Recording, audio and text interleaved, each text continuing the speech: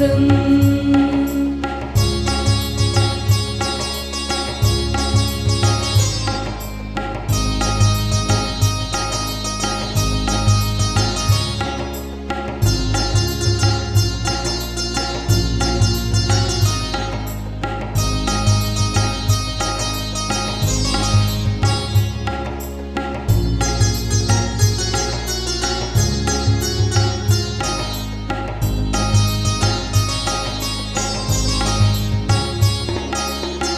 தனிமரமாக இருந்த என்னை கனிமரமாக மாற்றிய உம்மை, தனிமரமாக இருந்த என்னை கனிமரமாக மாற்றிய உம்மை, திசைகளும் கோள்களும் அசைகின்ற வரையில்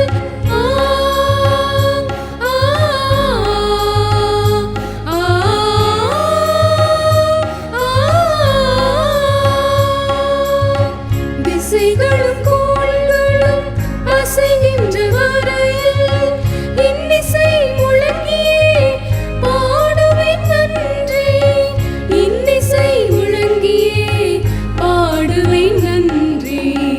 இதுவரை செய்த செயல்களுக்காக இயேசுவே உமக்கு ஸ்தோத்திரம், இயேசுவே உமக்கு ஸ்தோத்திரம்.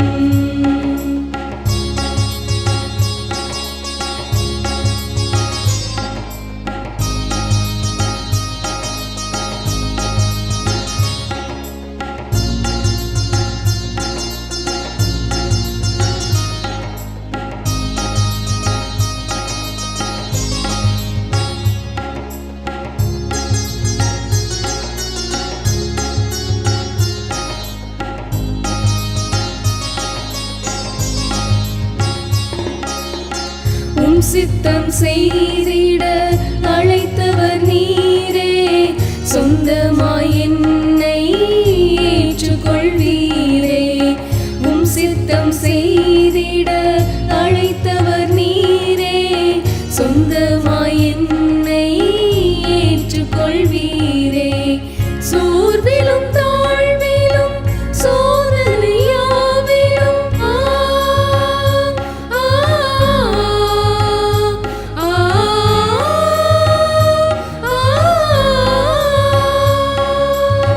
சோர்விலும் தாழ்விலும் சோதனையாவிலும் தாங்கினீர் தயவாய் பாடுவேன் நன்றி, தாங்கினீர் தயவாய் பாடுவேன் நன்றி. இதுவரை செய்த செயல்களுக்காக இயேசுவே உமக்கு ஸ்தோத்திரம், இயேசுவே உமக்கு ஸ்தோத்திரம்.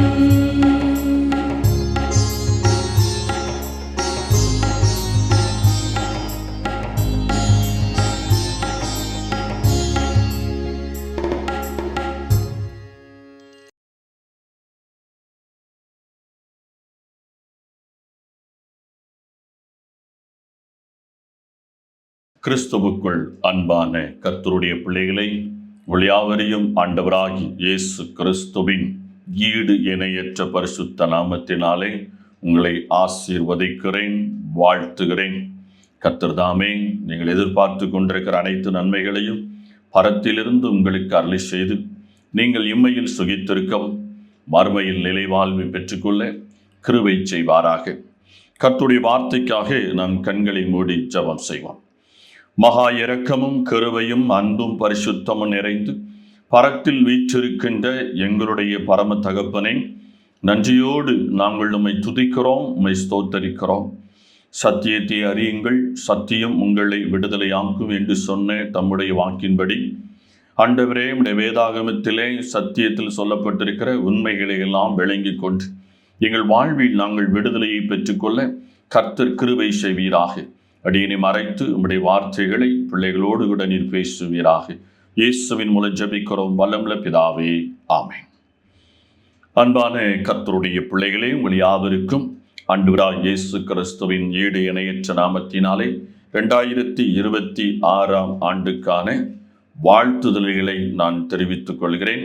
இந்த ஆண்டிலே கர்த்தர் உங்களுக்கு தம்முடைய பரிபூர்ணத்திலிருந்து பூரணமான ஆசீர்வாதங்களை உங்களுக்கு நிச்சயமாக தந்து உங்களை ஆசீர்வதிப்பார். இந்த நாளிலே நாம் தியானிக்கும்படியாக எடுத்துக்கொண்ட வேத பகுதி வெளிப்படுத்தின விசேஷம் 21வது அதிகாரம் 1-7 வசனங்களை நான் வாசிக்கிறேன். பின்பு நான் புதிய வானத்தையும் புதிய பூமியையும் கண்டேன். முந்தின வானமும் முந்தின பூமியும் ஒழிந்து போயின, சமுத்திரமும் இல்லாமல் போயிற்று. யோவானாகிய நான் புதிய எருசலேமாகிய பரிசுத்த நகரத்தை தேவனிடத்திலிருந்து பரலோகத்தை விட்டு இறங்கி வர கண்டேன். அது தன் புருஷனுக்காக அலங்கரிக்கப்பட்ட மணவாட்டியைப் போல ஆயத்தமாக்கப்பட்டிருந்தது. மேலும் பரலோகத்திலிருந்து உண்டான ஒரு பெரும் சத்தத்தை கேட்டேன். அது, இதோ மனுஷர்களிடத்திலே தேவனுடைய வாசஸ்தலம் இருக்கிறது, அவர்களிடத்திலே அவர் வாசமாயிருப்பார், அவர்கள் அவருடைய ஜனங்களாயிருப்பார்கள், தேவன் தாமே அவர்களோடு கூட இருந்து அவர்களுடைய தேவனாய் இருப்பார். அவர்களுடைய கண்ணீர் யாவையும் துடைப்பார். இனி மரணம் இல்லை, துக்கம் இல்லை, அலறுதலும் இல்லை, வருத்தம் இல்லை, முந்தினவைகள் ஒழிந்து போயின என்று விளம்பினது. சிங்காசனத்தின் மேல் வீற்றிருந்தவர், இதோ நான் சகலத்தையும் புதிதாக்குகிறேன் என்றார். பின்னும் அவர், இந்த வசனங்கள் சத்தியமும் உண்மையுமானவைகள், இவைகளை எழுது என்றார். அன்றியும் அவர் என்னை நோக்கி, ஆயிற்று, நான் அல்வாவும் மேகாவும் ஆதியும் அந்தமாயிருக்கிறேன். தாகமாயிருக்கிறவனுக்கு நான் ஜீவ தண்ணீர் ஊற்றில் இலவசமாய் கொடுப்பேன். ஜெயம் கொள்ளுகிறவன் எல்லாவற்றையும் சுதந்திரித்துக் கொள்வான். நான் அவன் தேவனாயிருப்பேன், அவன் என் குமாரனாய் இருப்பான். வாசி கேட்ட வேத பகுதியிலே முதலாவது வசனம் இப்படியாக சொல்கிறது, புதிய வானம் புதிய பூமி, முந்தின வானம் முந்தின பூமி ஒழிந்து போயின, சமுத்திரம் இல்லாமல் போயிற்று என்று சொல்லுகிறது. இரண்டாம் வசனம் சொல்லுகிறது, புதிய எருசலேமாகிய பரிசுத்த நகரத்தை தேவனிடத்திலிருந்து பரலோகத்தை விட்டு இறங்கி வர கண்டேன் என்று சொல்லுகிறது. அது தன் புருஷனுக்காக அலங்கரிக்கப்பட்ட மணவாட்டியாக இருக்கிறது என்று சொல்லப்பட்டிருக்கிறது. மூன்றாவது வசனம் சொல்லுகிறது, மனுஷர்களிடத்திலே தேவனுடைய வாசஸ்தலம் இருக்கிறது, அவர்களிடத்தில் அவர் வாசமாயிருப்பார் என்று அங்கே சொல்லுகிறதை நாம் பார்க்கிறோம். நான்காம் வசனம் சொல்லுகிறது, கண்ணீரை துடைப்பார், மரணம் இல்லை, இனி துக்கம் இல்லை, வருத்தம் இல்லை என்று சொல்லி சரீர பாடுகள், வேதனைகள், துன்பங்கள், துயரங்களை குறித்து அங்கே சொல்லுகிறது. ஐந்தாம் வசனம் சொல்லுகிறது, இதோ நான் சகலத்தையும் புதிதாக்குகிறேன் என்றார். இது சத்தியம், இது உண்மை, இவைகளை எழுது என்று சொல்லுகிறார். ஆறாம் வசனத்தில் சொல்லுகிறார், நான் தான் ஆதியும் அந்தமுமா இருக்கிறேன். என்னிடத்தில் தாகமா இருக்கிறவன் வந்தால் அவனுக்கு நான் இலவசமாய் ஜீவ தண்ணீரை கொடுப்பேன் என்று அங்கே சொல்லுகிறார். ஏழாவது வசனத்திலே இறுதியாக அவர் சொல்லுகிறார், நான் அவன் தேவனாயிருப்பேன், அவன் என் குமாரனாய் இருப்பான் என்று சொல்லி இங்கே பார்க்கிறோம். இந்த 7 வசனத்திலே புதிய வானம், புதிய பூமி, புதிய எருசலேம், புதிய சிருஷ்டி என்று சொல்லி அநேக காரியங்களை நாம் பார்க்கிறோம். ஆண்டவர் சொல்லுகிறார், சகலத்தையும் புதிதாக்குகிறேன் அப்படின்னு சொன்னால் அது ஒரு நீண்ட நெடிய பட்டியலாக இருக்கிறது. ஆகவே எனக்கு அருமையான கர்த்தருடைய பிள்ளைகளை, இந்த 7 வேத வாக்கியங்கள் பழையவை ஒளிந்தன, புதியவை என்று சொல்லி 2 விதமான காரியங்களை அங்கே சொல்லுகிறதை நாம் பார்க்கிறோம். நாம் வேதாகமத்திலே இன்னும் சில காரியத்தை பார்த்தால் 2 கொரிந்தியர் 5ஆம் அதிகாரம் 17ஆம் வசனம் சொல்லுகிறது, இப்படி இருக்க ஒருவன் கிறிஸ்துவுக்குள் இருந்தால் புது சிருஷ்டியாயிருக்கிறான், பழையவைகள் ஒழிந்து போயின, எல்லாம் புதிதாயின என்று சொல்லுகிறது. கலாத்தியர் 6ஆம் அதிகாரம் 15ஆம் வசனம் சொல்லுகிறது, கிறிஸ்து இயேசுவுக்குள் விருத்த சேதனமும் ஒன்றுமில்லை, விருத்த சேதனம் இல்லாமையும் ஒன்றுமில்லை, புது சிருஷ்டியே காரியம் என்று சொல்லப்பட்டிருக்கிறது. நாம் வெளிப்படுத்தல் அந்த 21ஆம் அதிகாரத்திலே 7 வசனத்திலே பார்க்கின்ற பொழுது தேவன் சகலத்தையும் புதிதாக்குகிறார் என்று சொல்லி பார்த்தோம். அப்போ இந்த உலகத்திலே எதையெல்லாம் அவர் புதிதாக்குகிறார், எது பழதாய் போய்விட்டது, இல்லை என்றால் எது பழுதாய் போய்விட்டது. ஆகவே ஒன்று பழுதாய் போயிருக்க வேண்டும், இல்லை என்றால் பழையதாய் போயிருக்க வேண்டும். இந்த ரெண்டையும் கர்த்தர் மாற்றுகிறார். பழுதானால் அது பலதாய் போனதற்கு ஒப்பா இருக்கிறது, பலதாய் போனது பழுதற்று போகும். ஆகவே இங்கே பழையவைகள் எல்லாம் ஒழிந்தது, எல்லாம் புதிதாயின என்று சொல்லுகின்றார். நாம் முதலாவது வாசித்த வேத பகுதியாகிய வெளிப்படுத்தல் 21 அதிகாரம் 1-7 ஆண்டவர் இந்த உலகத்தையே, முழு உலகத்தையும், பூமியையும் அண்ட சராசரங்களையும் முழுவதுமாக மாற்றி அமைப்பதை குறித்து அங்கே சொல்லுகின்றார். நாம் நிருபத்திலே வாசித்த காரியங்களை பார்க்கின்ற பொழுது மனுக்குலத்தினுடைய வாழ்விலே ஒரு மாற்றத்தை குறித்து அவர் சொல்லுகின்றார். அப்ப ரெண்டு விதமான ஒரு மாற்றம், புதிதாக்கப்பட வேண்டிய கட்டாயம் இருக்கிறது.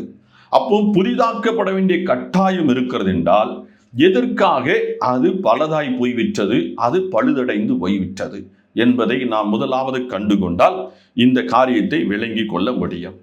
ஆதியாகமம் 1 அதிகாரம் 2 அதிகாரம், இந்த 2 அதிகாரங்களை நாம் சற்று கூர்ந்து கவனித்து பார்த்தால் இந்த காரியங்களை சரியாக விளங்கிக் கொள்ள முடியும். தேவன் அங்கே முதலாவது உலகத்தை படைக்கின்றார், இரண்டாவது அந்த உலகத்தில் வாழ்வதற்காக மனிதனை படைக்கின்றார். இந்த ரெண்டுமே சீராக இருந்தது, செவ்வையாக இருந்தது, சரியாக இருந்தது, ஒழுங்கும் கிரகமாக இருந்தது, மிக நேர்த்தியாக இருந்தது. அவைகளை ஆண்டவர் படைத்தார். படைத்து அவர்களோடு கூட அவர் சாயங்கால வேளையிலே அந்த தோட்டத்திலே அவர்களோடு உலாவிக் கொண்டு வந்தார். இப்படியாக ஆதியிலே தேவனாகிய கர்த்தர் அவர்களுடைய பிள்ளையாகிய ஆதாம் ஏவாள் இவர்கள் அங்கே தோட்டத்திலே சந்தோஷமாக வாழ்ந்து கொண்டு இருந்தார்கள். மிக நேர்த்தியான ஒரு வாழ்வு, தீமை இல்லாத ஒரு வாழ்வு, அழிவு இல்லாத ஒரு வாழ்வு, மரணம் இல்லாத ஒரு வாழ்வு, சமாதானம் சந்தோஷம் நிறைந்த ஒரு வாழ்வு, சுதந்திரமான ஒரு வாழ்வு அங்கே இருந்தது. அதை குறித்து நாம் சொல்லிக்கொண்டே போகலாம். அப்பேற்பட்ட ஒரு மகிமையான ஒரு வாழ்வு அந்த தோட்டத்தில் இருந்தது. அங்கே ஆதாமுக்கும் ஏவாளுக்கும் ஆண்டவர் ஒரு காரியத்தை சொல்லி வைத்திருந்தார். அவர்களுக்கு என்ன வேலை கொடுக்கப்பட்டது? அவர்கள் கனிகளை புசித்து நன்றாய் வாழ வேண்டும், அதோடு மாத்திரமல்ல பழுகி பெருக வேண்டும், அதோடு மாத்திரமல்ல அவர்கள் இந்த பூமியில் உள்ள ஜந்துக்களை ஆண்டு கொள்ள வேண்டும். இதுதான் தேவன் ஆதியிலே படைத்த இந்த உலகம், அதனுடைய நோக்கம், அதனுடைய திட்டம். பழுகி பெருகும் பொழுது அவர்களிலிருந்து வருகிற சந்ததி பக்தி உள்ளதாக இருக்க வேண்டும், பரிசுத்தம் உள்ளதாக இருக்க வேண்டும், தேவனை தொழுது கொள்ளுகிறதாக இருக்க வேண்டும். இதுதான் தேவனுடைய நோக்கமும் திட்டமுமாய் இருந்தது. இது முதல் 2 அதிகாரத்தில் மிக நேர்த்தியாக ஒழுங்கும் கிரகமாக இருந்தது. இந்த நேரத்தில் தான் அங்கே சாத்தானானவன் உள்ளே புகுந்து அங்கே ஆதாமையும் ஏவாளையும் வஞ்சித்து வேறொரு சுவிசேஷத்தை அங்கே கொடுத்தான். வேறொரு சுவிசேஷம். பவுல் நிருபத்துக்கு எழுதும் போது சொல்லுவார், வேறொரு கிறிஸ்து, வேறொரு சுவிசேஷம், வேறொரு ஆவி. இவைகளை குறித்து எனக்கு அச்சமாயிருக்கிறது. ஏனென்றால் ஏதேன் தோட்டத்திலேயே ஆதாமுடைய மனவாட்டியாகிய ஏவாள் வேறொரு சுவிசேஷத்திற்கு செவிசாய்த்து ஏமாந்து போனால் அவள் மூலமாக ஆதாம் பாவம் செய்தான். ஆகவே இந்த நாளிலும் இப்பும் நாம் இந்த வாழ்ந்து கொண்டிருக்கிற காலத்திலும் இந்த பூமியிலே வேறொரு இயேசு, வேறொரு சுவிசேஷம், வேறொரு ஆவியை குறித்து பல உபதேசங்கள் இருக்கிறது. அதுதான் ஆண்டவர் சொல்வார், ஓநாய்களுக்குள்ளே நான் உங்களை என்ன செய்கிறேன்? அனுப்புகிறேன். புறாவை போல் கபடற்றவர்களாய் இருங்கள், சர்ப்பத்தை போல வினா உள்ளவர்களாய் இருங்கள் என்று ஆண்டவர் சொன்னார். ஆக நிறைய விஷயங்களை நாம் பார்க்கலாம். ஏனென்றால் இந்த பூமியிலே அன்று எப்படி கிறிஸ்துக்கு மாறாக, அதாவது ஏதேன் தோட்டத்திலே தேவன் சொன்ன சுவிசேஷத்திற்கு மாறாக வேறொரு சுவிசேஷம் புகுந்து முழு உலகத்தையும் மனுக்குலத்தையும் பாவத்துக்குள்ளாக தள்ளி சீர்குலைத்து போட்டதோ, அதே போல இந்த காலத்திலும் இந்த பூமியிலே மனவாட்டியாகிய சபையாகிய நம்மை கிறிஸ்துவுக்கு பரிசுத்தமுள்ள நேர்த்தியாக கன்னிகையாக ஒப்பு கொடுக்க தேவன் சித்தமுள்ளவராயிருந்து பரிசுத்த ஆவியானவரை அனுப்பியிருக்கிறார். ஆனால் இந்த காலகட்டத்திலும் பரிசுத்த ஆவியானவருடைய சத்தம் கேட்காமல் மனுஷ சத்தத்தை கேட்டு நாம் வேறொரு சுவிசேஷத்திற்கும் வேறொரு கிறிஸ்துவுக்கும் வேறொரு ஆவிக்கும் ஊழியம் செய்யும்படியான பணிந்து கொள்ளும்படியான ஒரு நிலை இருக்கிறது. இதை நீங்களும் நானும் நன்றாக உணர்ந்து கொள்ள வேண்டும். இந்த சீர்குலைவிலிருந்து மனுக்குலத்தை மீட்டெடுத்து மனுக்குலத்தையும் சரி செய்து இந்த பூமியையும் சரி செய்வதற்குத்தான் ஆண்டவராகிய இயேசு கிறிஸ்து இந்த பூமிக்கு வந்தார். அப்போ ஒன்றை நாம் சரியாக கவனித்துக் கொள்ள வேண்டும். தேவன் மனிதன் தன்னோடு சஞ்சரித்து கொண்டு இருக்க அவர் படைத்தார், தன்னோடு இருக்க படைத்தார். நீங்கள் ஆதாமுக்கும் ஏவாளுக்கும் ஆண்டவராகிய இயேசு கிறிஸ்து பிதாவாகிய தேவன் அவர்களுக்கு அப்பாவாக அம்மாவாக இருந்தார்.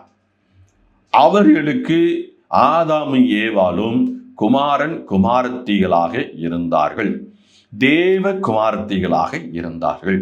மனுஷர்களாய் படைத்தாலும் தேவர்களாய் வாழ அழைக்கப்பட்டார்கள். அவர்கள் தேவர்களாகவே அந்த தோட்டத்தில் வாழ்ந்தார்கள். எப்போ வேறொரு சுவிசேஷத்திற்கு கீழ்ப்படிந்து இயேசு கிறிஸ்துவின் வார்த்தைக்கு கீழ்ப்படியாமல் போனார்களோ, தேவனுடைய வார்த்தைக்கு கீழ்ப்படியாமல் போனார்களோ, அப்பவும் அவர்கள் தேவ மகிமை அற்றவர்களாக மாறிப்போனார்கள்.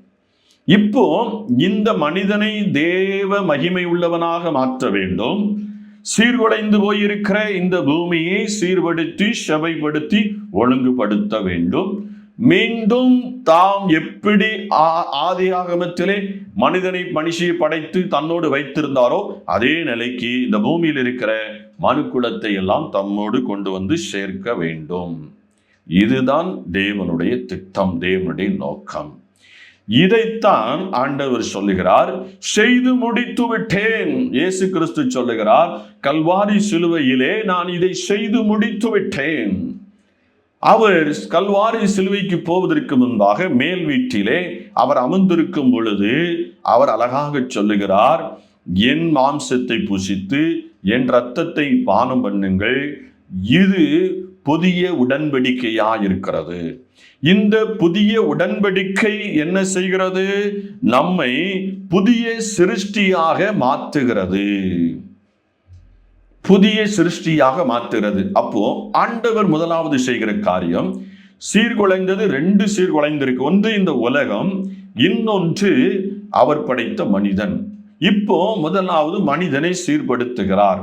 யாரெல்லாம் அவருடைய சரீரத்தை புசித்து அவருடைய இரத்தத்தை பானம் பண்ணுகிறார்களோ அவர்கள் எல்லாம் அவருடைய பிள்ளையாக இருக்கிறார்கள். இதைத்தான் நாம் 2 கொரிந்தியர் 5ஆம் அதிகாரம் 17ஆம் வசனத்தில் நாம் சொல்லும் பொழுது, இப்படி இருக்க ஒருவன் கிறிஸ்துவுக்குள் இருந்தால் புது சிருஷ்டியா இருக்கிறான், பழையவைகள் ஒளிந்து போயின, எல்லாம் புதிதாயின. ஒன்றை கவனிக்க வேண்டும், கிறிஸ்துவுக்குள் நாம் புதுப்பிக்கப்படுகின்றோம். அப்போ இந்த புதுப்பித்தல் எப்பொழுது கிடைக்கிறது? கிறிஸ்து இயேசுவின் மாம்சத்தை புசித்து அவருடைய இரத்தத்தை பானம் பண்ணும் பொழுது நம்முடைய உள்ளான மனிதனாயிருக்கிற ஆத்துமாவும் ஆவியும் மறுபடியும் பிறக்கிறது. எப்பொழுது கிறிஸ்துவை விட்டு விலகி விட்டோமோ, பாவத்துக்குள் விழுந்து விட்டோமோ, அப்பொழுது ஆத்துமாவும் ஆவியும் மரித்த நிலைக்கு போய்விடுகிறது. இப்போ மறுபடி பிறக்க வேண்டும் என்றால் சரீரத்தை குறித்து அவர் சொல்லவில்லை, கிறிஸ்துவை விசுவாசித்து அவருடைய மாம்சத்தை புசித்து இரத்தத்தை பானம் பண்ணினால் அது புது உடன்படிக்கையா இருக்கிறது. அந்த புது உடன்படிக்கையின்படி நம்முடைய ஆத்துமா உயிர்ப்பிக்கப்படுகிறது, மறுபடியும் பிறக்கிறது. நம்முடைய ஆவி மறுபடியும் பிறக்கிறது. நம்முடைய ஆவி மறுபடியும் பிறந்து விட்டால் அது தேவனோடு தொடர்பு கொள்கிறது. தேவனோடு ஆவி தொடர்பு கொள்ளும் பொழுது ஆவியானவர் நமக்குள்ளே வந்து வாசம் பண்ணி நமக்குள்ளே இருந்து நம்மை அனுதினமும் வழி நடத்துகிறார். அப்பொழுது ஆவியானவர் ஆவியை நடத்தும் பொழுது ஆவி சொல்லுகிறதை ஆத்துமா கேட்கிறது, ஆத்துமா சொல்லுகிறதை சரீரம் கேட்கிறது. நாம் பரிசுத்தமாய் இந்த பூமியிலே வாழ முடியும். இதைதான் இயேசு கிறிஸ்து சொன்னார். அதை தான் நீங்க இன்னும் ஆழமா பார்க்க வேண்டும் என்று சொன்னால், அங்கே கலாத்தியர் 6ஆம் அதிகாரம் 15ஆம் வசனத்திலே கிறிஸ்து இயேசுவுக்குள் விருத்த சேதனமும் ஒன்றுமில்லை, விருத்த சேதனம் இல்லாமையும் ஒன்றுமில்லை, புது சிருஷ்டியே காரியம். எனக்கு அருமையான கர்த்தருடைய பிள்ளையே, புதிய வருடத்திற்குள் பிரவேசித்திருக்கிறோம் என்று சொல்லுகிறோம். இந்த புதிய வருடம் என்பது ஆங்கில வருட பொறுப்பை குறிக்கிறது. தமிழுக்கென்று ஒரு வருட பிறப்பு இருக்கிறது, மராத்தியர்களுக்கென்று ஒரு வருட பிறப்பு இருக்கிறது. நம் தேசத்திலேயே பல மொழி பேசும் மக்கள் ஒவ்வொருவரும் தங்களுக்கென்று தனி கேலண்டர்களை வைத்திருக்கிறார்கள். உலகம் முழுவதும் ஒவ்வொரு தேசங்களிலும் அந்தந்த நாடுகளுக்கென்று தனி கேலண்டர் இருக்கிறது. இப்படி நாம் ஒவ்வொரு கேலண்டரையும் பார்த்தால் தினமும் புதிய வருடம் பிறந்து கொண்டே இருக்கிறது. ஆகவே இந்த புதிய வருடம்தான், இந்த ஆங்கில வருட கேலண்டரின்படிதான் என் வாழ்க்கை ஆசீர்வதிக்கப்பட வேண்டும் என்று நீங்களும் நானும் நினைக்க கூடாது. நம்முடைய வாழ்வின் துவக்கம் புதிய ஆண்டு எப்போ பிறக்கிறது என்றால், நீங்கள் எப்பொழுது புதிய சிருஷ்டியாக பரிணாமம் அடைகிறீர்களோ அதுதான் உங்களுக்கு புதிய வருடம். அங்கிருந்து தான் உங்கள் நாள் புதிய வருடம் துவங்குகிறது. நீங்க நன்றாய் கவனிக்கணும். இஸ்ரவேல் மக்கள் எகிப்திலிருந்து அடிமைத்தனத்திலிருந்து விடுதலையாகி புறப்பட்ட பொழுது ஆண்டவர் சொல்லுகிறார், இந்த மாதம் இனி உங்களுக்கு முதலாம் மாதமாயிருக்கும் என்று சொல்லுகிறார். அப்போ ஒரு விடுதலை எங்கே பெறுகிறோமோ அதுதான் நமக்கு முதல் மாதம், முதல் நாள். எனக்கு அருமையான கர்த்தருடைய பிள்ளையே, ஆண்டவர் எல்லாவற்றையும் புதிதாக்கி விட்டார். உங்க வாழ்க்கையை புதிதாக்கி விட்டார். உங்க வாழ்க்கை புதிதாகிவிட்டால் எல்லாம் புதிதாகி விடுகிறது. அப்போ இன்று அல்ல, நேற்று அல்ல, முந்தைய நாள் அல்ல, எது புதிய வருடம், எது புதிய நாள், உங்க வாழ்க்கையிலே இந்த புதிய சிருஷ்டியின் அனுபவம் எப்பொழுது வருகிறதோ அதுவே புதிய நாள், புதிய வருடம். அங்கேதான் உங்களுடைய காலங்களும் நாட்களும் கணிக்கப்பட்டு கணக்கிடப்படுகின்றது. எனக்கு அருமையான கர்த்தருடைய பிள்ளையே, சற்று சிந்தித்து பார். ஆண்டவர் எல்லாவற்றையும் புதிதாக்கி விட்டார். அந்த புதிதானதை பெற்றுக் கொண்டீர்களா? வெளிப்படுத்தல் 21ஆம் அதிகாரம் 1-7 சொல்லப்பட்ட புதிய வானம், புதிய பூமி அப்படி என்றால் இந்த பூமியும் இந்த வானமும் இந்த பூமியில் உள்ள சகல கிரியைகளும் அக்கினிக்கு இரையாக வைக்கப்பட்டிருக்கிறது.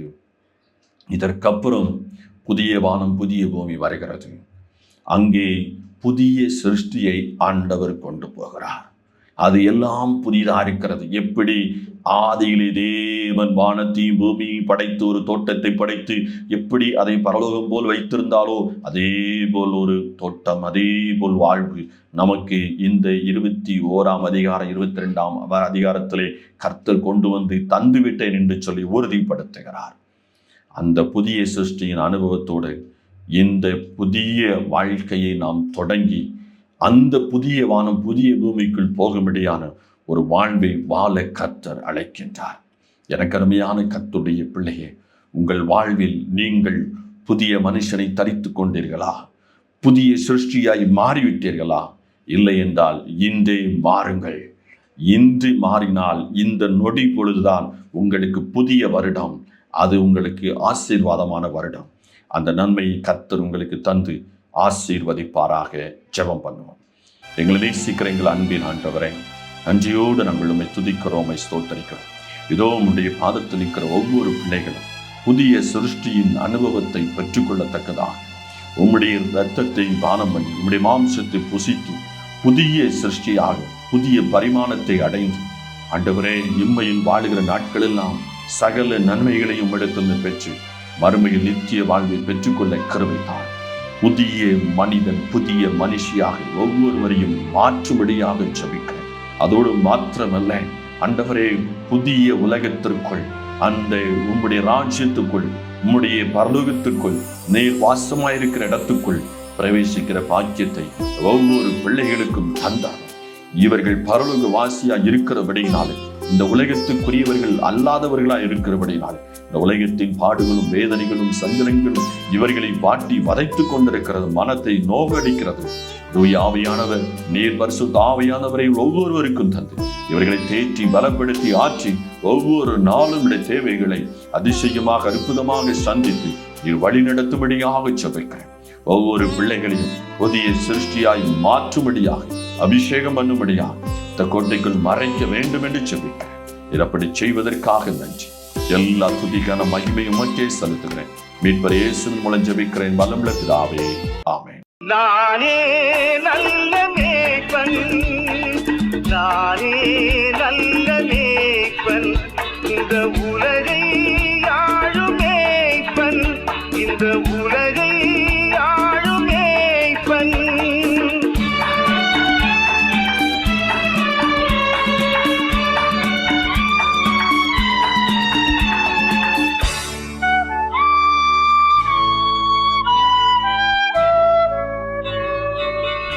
மந்தை மேய்க்கும் மேய்ப்பனாய், இசையான மைந்தனாய், மந்தை மேய்க்கும் மேய்ப்பனாய், இசையான மைந்தனாய், இதை நீக்கும் நேசனாய், இதை நீக்கும் நேசனாய் வந்தேன் சொந்தமாய். நானே நல்ல மேய்ப்பன், நானே நல்ல மேய்ப்பன்.